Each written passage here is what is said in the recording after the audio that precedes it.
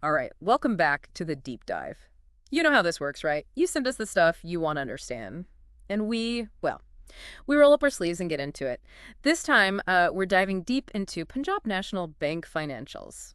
Yeah, you send over a whole bunch of reports and, we're going to help you make sense of it all, right? Absolutely. Consider us like your financial Sherpas. Guiding you through this massive mountain of data, Oh. we'll find those hidden gems, those little nuggets of insight that really matter. Right, we're talking about a bank that's been around for like 129 years, a real legacy institution, right? And guess what? They're on a serious growth spurt right now. We're talking impressive growth, a digital transformation that's making waves. Oh, and get this. They've got a whopping 91,000 crore pile of loans they've technically written off. I mean, that's a lot of zeros. It's a stack of unpaid bills, like taller than Mount Everest. Right, so buckle up. This deep dive is going to be quite a ride. Let's kick things off with their overall performance. Looking at the numbers, their global gross business growth rate clocked in at 15.20%, reaching, wait for it, 26.40 trillion rupees by December 2024.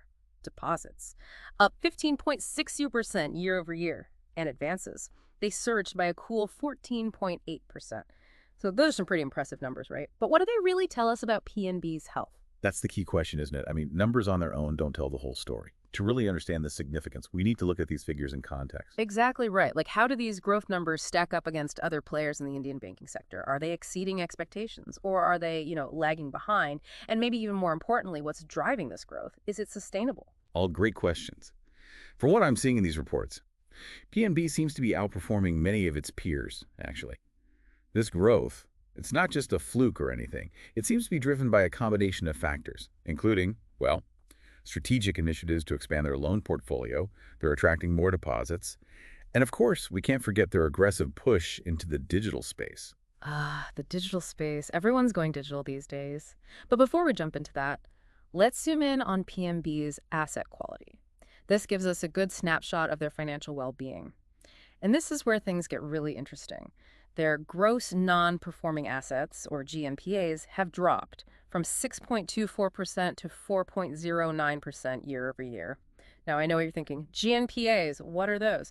Well, they're essentially bad loans, loans that borrowers are having trouble All repaying. right, they're the loans that keep bankers up at night. Exactly. So a drop in GNPAs, that's a good sign, right? It means they're cleaning up their loan book, reducing their exposure to risk. Absolutely. It's like imagine if you could slash your own debt by that much. Right. Who wouldn't want that? And it's not just the gross NPAs that have improved. Their net NPA ratio has also shrunk, dropping from 0.96% to a tiny 0.41%. Now, this improvement, it's not just happening by chance. PNB seems to be taking concrete steps to manage its risk. So they're being proactive. That's good. Exactly. And one key indicator of that is their provision coverage ratio, or PCR for short. It currently sits at a healthy 96.77%, exceeding their target of 95%. Okay, hold on a second. We're throwing around all these financial terms. Our listener might be thinking, PCR? What in the world is that? Yeah, good point. It's easy to get lost in the jargon. Think of PCR as a safety net for the bank. It's the percentage of bad loans that they've set aside funds to cover potential losses from. Okay, so like a rainy day fund for bad loans. Exactly. A higher PCR means they're better prepared to handle any surprises that pop up from those bad loans. It's a sign of, well, prudent risk management, and it definitely strengthens their financial stability. So they're not just reducing those bad loans, they're also setting aside enough funds to cushion the blow if some of those loans go completely south. Exactly. It's like they're putting on a financial raincoat, just in case a storm hits. I like that analogy. But, to really understand this improvement in asset quality, we got to look at the dynamics between those new bad loans coming in, what they call slippages, and the money they're recovering from the ones that have already gone bad. So let's take a look at those numbers. For the first 9 months of this fiscal year, they've had 4,557 crore in fresh slippages, with 1,774 crore of that happening in the third quarter alone. On the brighter side, their recoveries have been pretty impressive. 3,412 crore in Q3. And get this, a whopping 10,400 crore over the 9 months. Those are some big numbers. You really are. So what's the overall trend here? Are slippages increasing or decreasing? And more importantly, are they recovering more than they're losing? Well, if you look at the numbers closely, it looks like those slippages have actually been trending downwards in recent quarters, which suggests their efforts to tighten up those lending practices and improve their risk assessment, well, those efforts might be paying off. That's a good sign, right? Definitely a positive sign. And yes, their recoveries are exceeding the new slippages, which is what we want to see. So they're not just cleaning up the old mess, they're also preventing new messes from piling up. Exactly. But we can't ignore the elephant, or should I say the TWO elephants in the room. Wait, two elephants? What are you talking about? Remember that mountain of debt we mentioned earlier, that Ah. 91,000 crore? Well, that's what I'm talking about. It's technically written off, which means Hold on, technically written off. What does that even mean?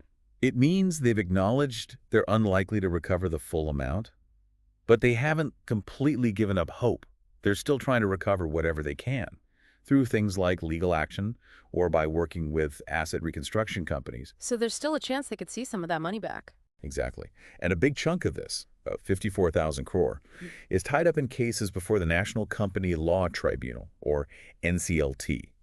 This is where companies go when they're facing, well, insolvency or bankruptcy. So is this like a ticking time bomb? Or could it be a potential gold mine? Honestly, it's a little bit of both. Mm. Technically, written off accounts, they're a mixed bag. They're definitely a risk. They could lead to further losses, but they also present an opportunity for recovery. So it's a bit of a gamble.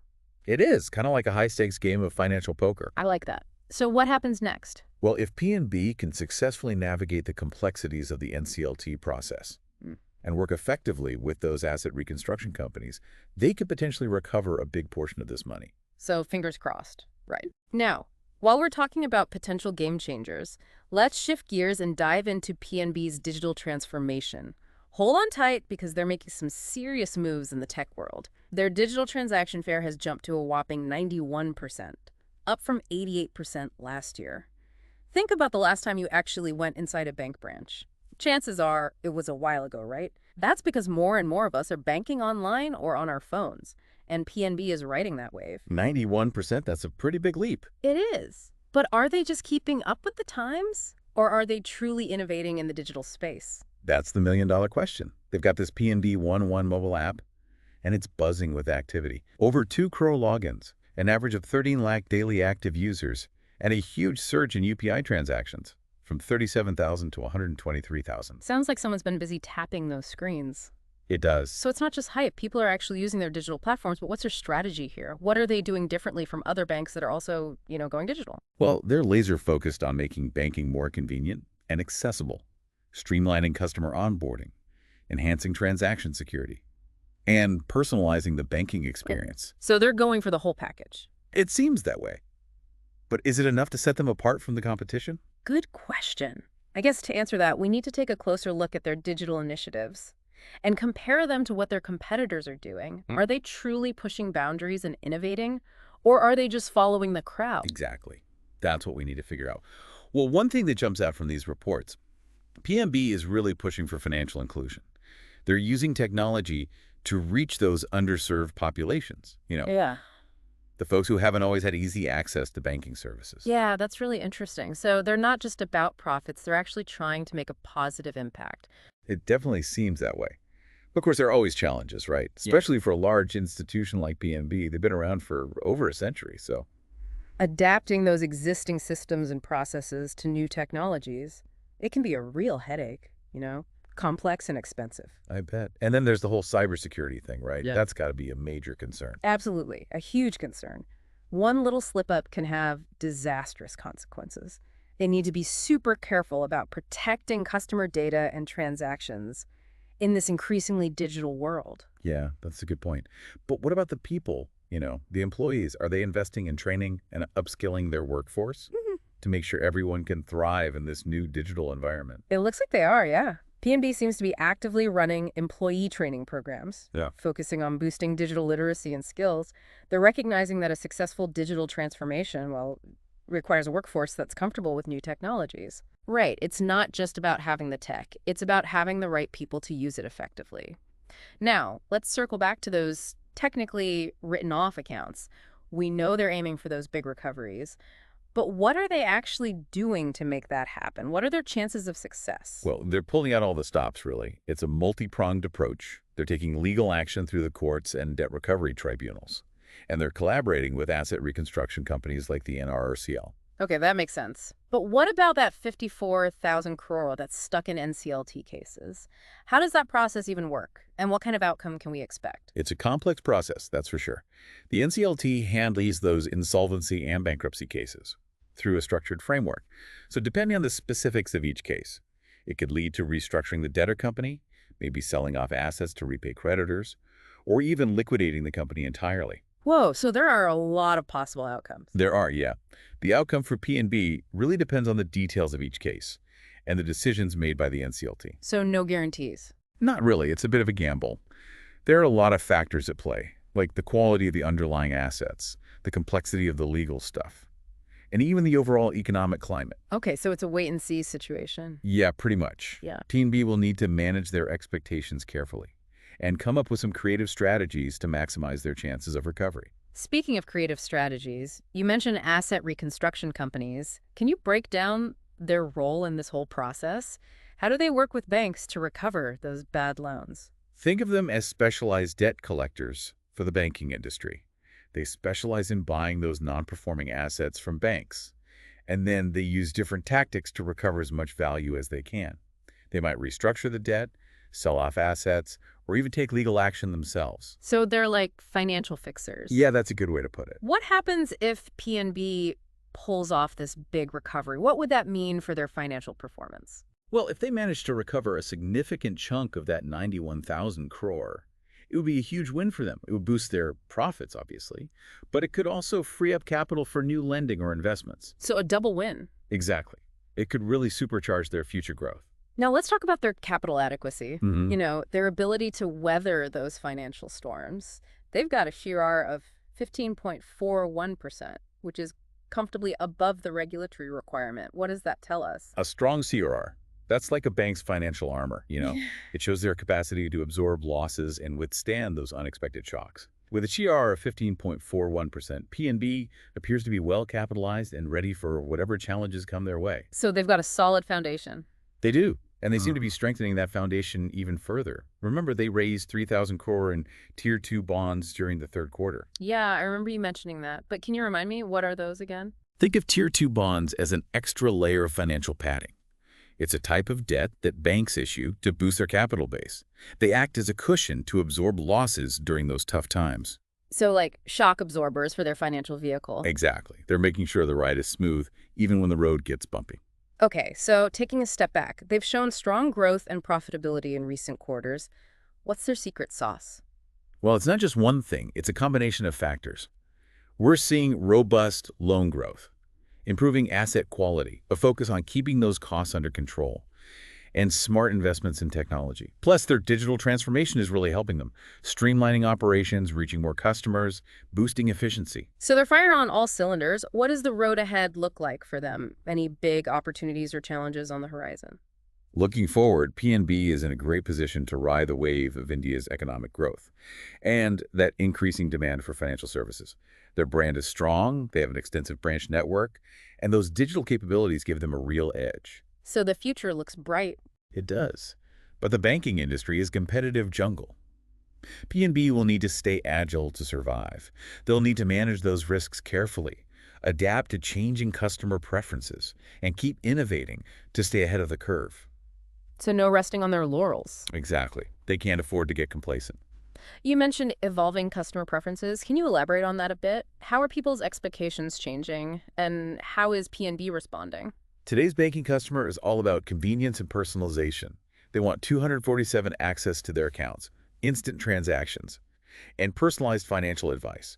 PNB is trying to keep pace by investing in mobile banking, online platforms, and data analytics. So creating a seamless and personalized experience The goal. makes sense in today's world. Now, what about their commitment to financial inclusion? What are they doing to reach those underserved communities? They're taking a multifaceted approach, expanding their reach into rural areas, promoting financial literacy programs, and developing customized products and services to cater to different customer segments. That's great to hear. They're really trying to bridge that financial divide. Now let's talk about their international presence for a second. You mentioned they have operations in several countries. How does their global strategy fit into their overall growth plan? Their international strategy is all about serving the Indian diaspora, facilitating trade finance, and tapping into global opportunities. They want to enhance their product offerings and expand their reach. They're strategically planting their flag in key markets to attract new customers and generate more revenue.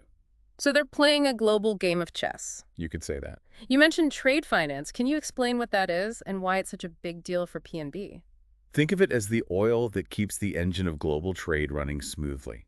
It involves providing financial services that facilitate international transactions, things like letters of credit, guarantees, financing solutions for importers and exporters.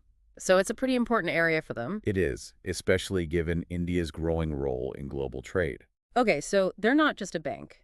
They're a key player in facilitating international commerce. We've covered a lot of ground today. Their financial performance, digital transformation, recovery efforts, and more. What are the key takeaways for our listener? What should they remember about PNB's current state and future prospects? I think the main takeaway is that PNB seems to be in a very strong position. They have a solid financial base, they're embracing digital transformation, and they're strategically focused on growth. They're tackling those challenges head on and making the most of the opportunities that come their way. It sounds like they're on the right track, but are there any warning signs on the horizon? Anything our listeners should keep an eye on? Well, remember, the banking industry is constantly evolving. Future performance is never a guarantee. It's essential to keep a close eye on key metrics like asset quality, profitability, and capital adequacy to really gauge PNB's continued success. So stay informed and watch those numbers closely. Exactly. Any final thoughts or insights before we wrap up? Anything that goes beyond the reports and might spark our listeners' curiosity? Here's a thought-provoking question. How will PNB's strategic decisions, especially those in the realm of digital transformation, shape not only their own future, but also the entire landscape of Indian banking? Could they become a leader in innovation, setting new standards for customer experience and financial inclusion? That's a really interesting question. Could they really become the trendsetter, the bank everyone else is watching in India? Well, they're definitely making some smart moves, that's for sure. All right, so let's bring it back to the big picture, the key takeaways about PNB, right? What really stood out to you from all these financial reports? Honestly, that 91,000 crore, that massive, technically written off account book, that's just, I mean, it's a mind-boggling number. Okay. A huge risk, no doubt. But if they can pull it off, if they can recover a significant chunk of that, it could completely change the game for them. Yeah, that's true. It's like a reminder that even when things look really bad, like a whole mountain of losses, there might be some hidden opportunities in there. Speaking of opportunities, their digital transformation, that's pretty impressive too, right? Oh, absolutely. Those mobile app stats, they speak for themselves. Yeah, they do. It makes you wonder, what's Yeah. going to happen to those traditional bank branches in the future? Right. Is everything going digital? Yeah, will we ever even step foot in a bank again? I guess only time will tell. But one thing's for sure, PNB is definitely positioning themselves to be a leader in the digital banking world. So, big picture, PNB is in a good place, it seems, growing steadily, cleaning up that loan book, riding the digital wave. And they've got this potential, this treasure chest of recoveries that they're working on unlocking. It's a great example of a legacy institution, adapting and thriving in a world that's changing so quickly. Yeah, they're not just sitting back and watching everything happen around them. They're taking charge, shaping their own future. And that's a good lesson for all of us, I think. Whether we're talking about businesses or individuals, we can all evolve, embrace change, and create our own success stories. Oh, well said. So, to our listener out there, we'll leave you with this final thought. What if PNB's big bets, on digital transformation and those TWO account recoveries, what if those bets pay off big time? Could they become India's next banking superpower? It's definitely a possibility worth watching. PNB is writing its next chapter. And our listener, well, they've got a front row seat to all the action. That's it for this deep dive into the world of Punjab National Bank. Remember, we're here to help you make sense of all this information, right? So keep sending us your questions and stay curious.